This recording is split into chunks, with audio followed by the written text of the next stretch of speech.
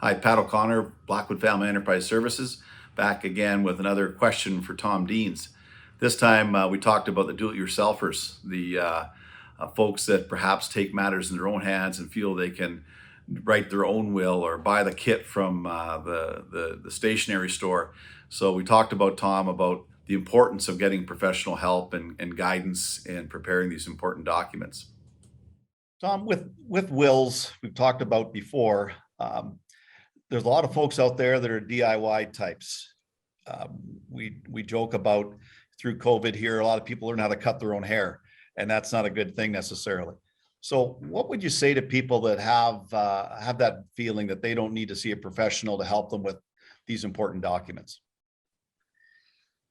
Well, I'm not going to name the company that has done a lot of extensive national advertising that have derided the value of advisors. And I think those series of ads have caused so much damage. I love the expression, price is what you pay, value is what you get.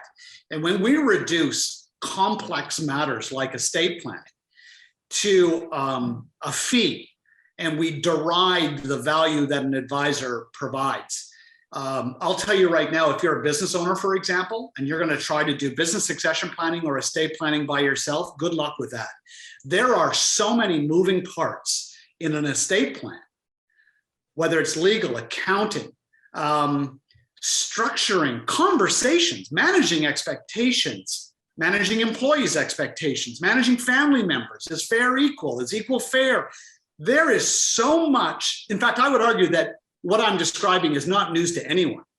I would argue, in fact, that wealthy Canadians, especially, who have acquired so much stuff and spread it all around, that the thought of gathering someone to really get their arms around it and really collect it in one place and provide structure and good governance, it feels so overwhelming that all they do is they kick that can down the road.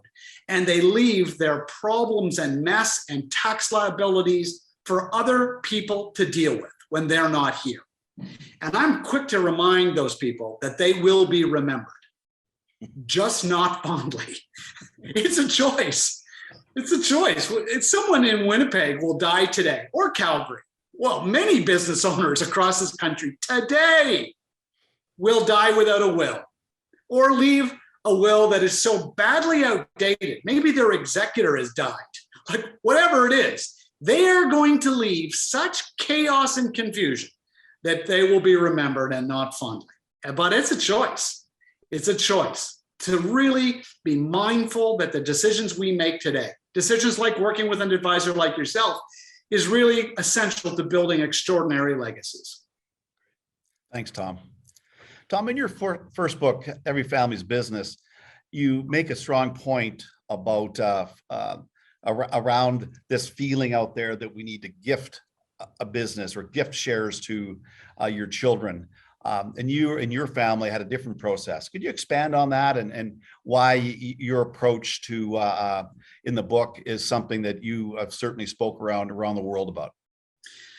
Yeah, that book is 15 years old. It still sells tens of thousands of copies a year, primarily because I think it did originally and still to this day offers a contrarian message to business owners who have tended to hear the same message, which is, if you own a business, it's your job to get that business into your hands of your children. And if you don't, then somehow you've kind of messed things up. You've failed. You've failed your family. You've failed yourself. You failed your employees. And I wrote a book that was a very different book that said, if you can transition your business inside your family, I'm all for that. I'm all for family businesses and internal transitions, but only if it's done the right way. When we gift operating businesses to the next generation for free, no skin in the game, we steal something authentic from the next generation. And that is that decision for them, the next generation, to risk something like capital, to buy that business. Well, the first question that I would get from audience is, well, Tom, that's great. I've started a business. I have a farm. It's worth $1 million or $5 million. And I think my kids would take over the business and they would buy it, except they're $4.9 million short. Like, where do the kids get the money to buy my business? That's why I'm going to give it to them. They can't afford to buy it. What I say is, why don't you start to work with an advisor to get some of that wealth out of your business and then gift that wealth to your children, tax-free. Living gifts are tax-free in Canada. You can gift that money to your children and then ask them this question. Do you want to buy my business at full market value based on a third-party valuation? Guess what most kids are saying? Thanks, Dad, but I've got my own business in mind. Or, you know what, I like working in the family business, but I don't really want to buy it. Why not find out now? Why would we gift the full value of an operating business to someone who doesn't want to risk their capital to buy it? Whether that gift of money is 10,000 or 100,000 or 100 million, the amount is irrelevant. Why not find out really whether or not you've got an owner in the house? It's a very different perspective that I describe in Every Family's Business. It's a book that continues to challenge business owners on a subject that is incredibly complex, so complex that if they try to do this on their own, they're going to struggle. It's why they need to work with an advisor like yourself to find the succession plan that's right for them. Thanks, Tom.